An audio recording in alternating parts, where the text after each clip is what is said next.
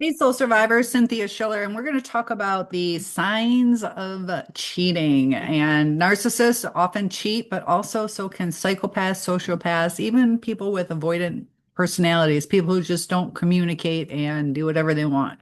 So, the communication and word choices, when we talk about linguistic shifts, psycholinguistics, that's when somebody is hiding their infidelity.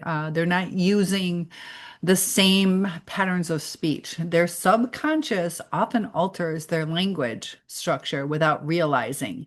So, pronoun distancing, they start to say you or we less and use I more often. So, an example, I need some time to think instead of we need to talk through this. Also, reduced emotional vocabulary where their words become vague or emotionally flat when discussing the relationship. It's fine, we're good, don't worry about it. And they give extra details that weren't requested. So it's an over justification going on. I was at the gym at 5:03 to 6:41, and then I went to the store and got gas, on and on and on. They bring up this whole story with a lot of details. And this is a subconscious way to build credibility even though they're lying. Also, deflection language. When asked a simple question, they may redirect. Why do you ask? Don't you trust me? You're overthinking. And even micro lies. They are small, seemingly harmless lies, but it could be about time or that they're doing errands or what their phone activity was. The frequency, not the size of the lie, is what signals the infidelity. So if they're using their phone a lot, or they have to go on run and do a bunch of errands all of a sudden, and it's different than their baseline, what they usually do. And also, there's behavioral and routine changes. They start to have a shift in schedule. Now, this is where it gets tricky because sometimes that can happen, but you got to go with your gut or do some research. So, if they have new unexplained habits, such as staying late at work, new projects, or gym time, sure, it can happen, but is there more to the story? Protective over their new routines. This is kind of the red flag that you'll see. So, if they are going to the gym, now they don't want you to go, or they don't want to share what time they'll be there, or which specific location they're going to go to. They might snap at you if you question where they've been. Less predictable availability. They become hard to reach at certain hours or they start to respond inconsistently. Secrecy with technology, they'll start to keep their phone face down or they'll just take it with them everywhere. Even in the bathroom, they'll fall asleep with it under their pillow, anything for you not to be able to see it. Sudden use of new messaging apps, private browsers, password changes, and I want to make you guys aware that there are apps out there that look like a calculator or look like maybe a fitness thing where it looks like some legitimate app even when you open it up, but there's like hidden ways to get into like a back room to hide pictures, to communicate. So even if you have your person's password, doesn't necessarily mean that their phone is on the up and up. So, if they start deleting text, call logs, or social media history, that can be a red flag. New privacy awareness excuses. I just like to keep my stuff secure now when they never did before. So something might be going on. Also, their appearance and the way they groom, sudden changes in clothing, hairstyle, clothing, or perfume, going to the gym or dressing up more often for no reason, subtle changes in how they smell, new fragrance, body wash. That's often overlooked because there are times we might want to try a new scent, but are they doing it to impress somebody else? So it's not always a sign, but it could definitely be a sign. And emotional and psychological shifts, their cognitive dissonance behavior. So when someone cheats, their mind holds two conflicting realities, affection for you versus secretive behavior. This creates guilt that slowly leaks out as inability, irritability, or defensiveness. And it's harder to tell with a narcissist or psychopath because they don't have the empathy. When somebody has empathy, it kind of eats at them. Or you'll see it in their facial expressions more often. But when somebody has lack of empathy or very little empathy, they can be stone faced and lie straight to your face without You picking up on it sometimes. So even small questions can spark overreactions. They'll start to get defensive. Projection, they start to accuse you of cheating, flirting, or being secretive.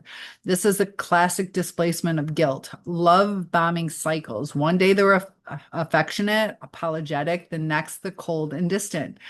Excessive justifications. You know, I'd never hurt you. And that's often said without a prompt. And emotional detachment.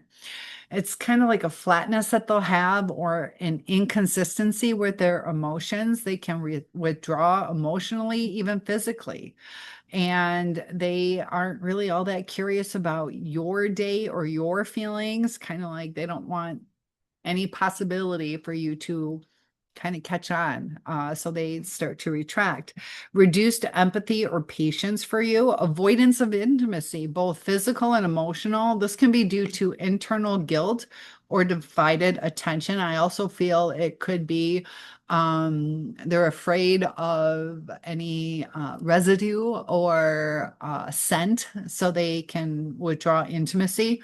Body language indicators, which is the nonverbal psychological aspect of this, micro expressions and body cues, their eye contact. It can be too little, which is avoidance, or too much, which is overcompensation. Genuine eye contact fluctuates naturally, and controlled eye contact is rigid.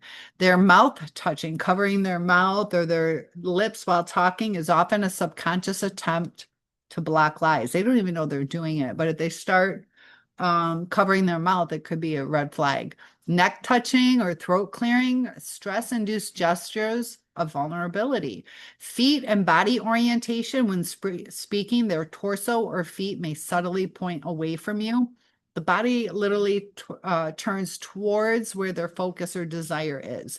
So if they want to leave this situation, they're uncomfortable, they'll kind of shift a little bit. Also, like blocking patterns of vulnerability, the blink rate. Liars often blink more rapidly because of the adrenaline. So it's not something that they can really control.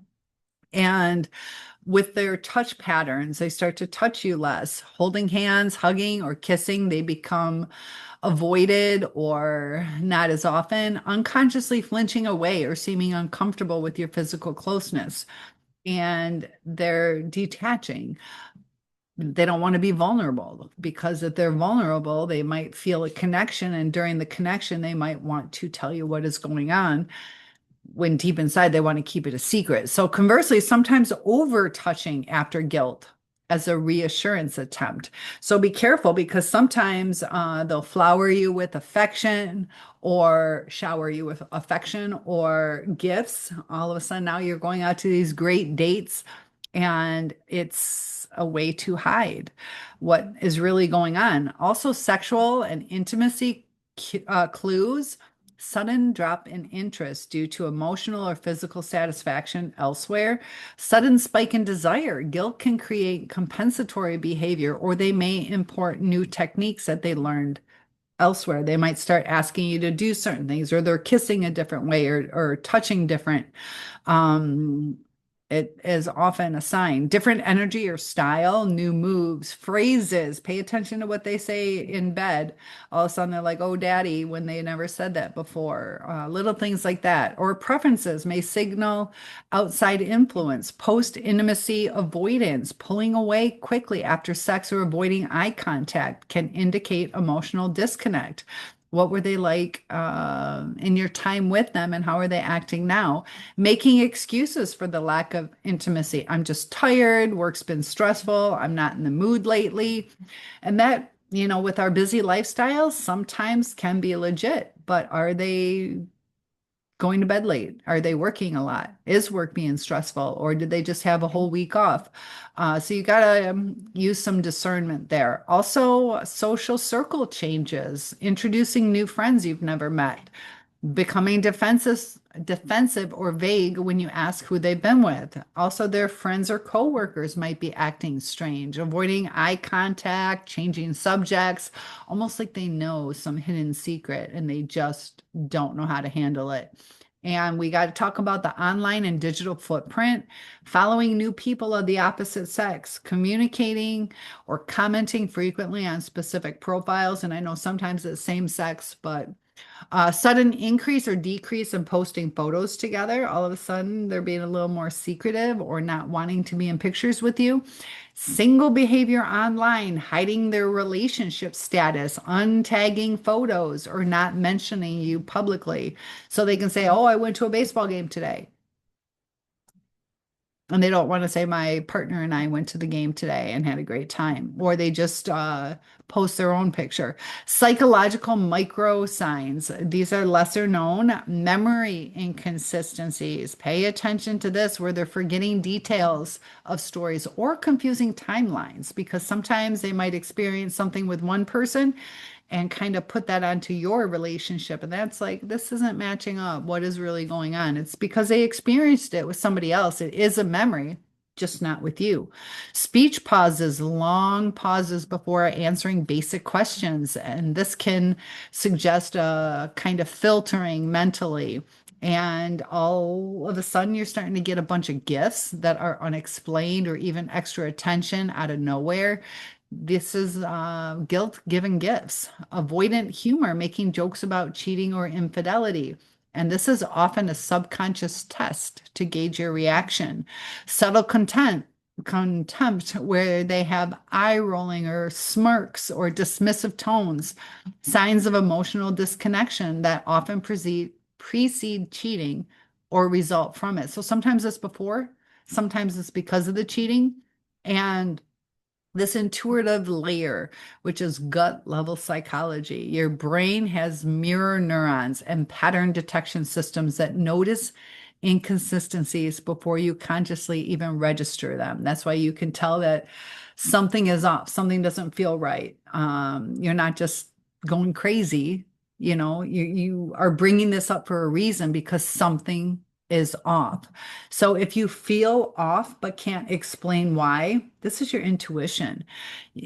Sensing emotional dissonance in their tone or their touch, you know your partner and you're picking up on something's just not quite right. And even notice micro behaviors that don't align with their word. And that's often your subconscious detecting deceptive patterns, and that's pattern recognition. So if you would like me to follow up how to confirm suspicions without confrontation, comment in the chat. Also, one-on-ones are available. Check my link in bio where we have a great community. It's free right now if you join, and we're here to support each other. So it's a free friend group.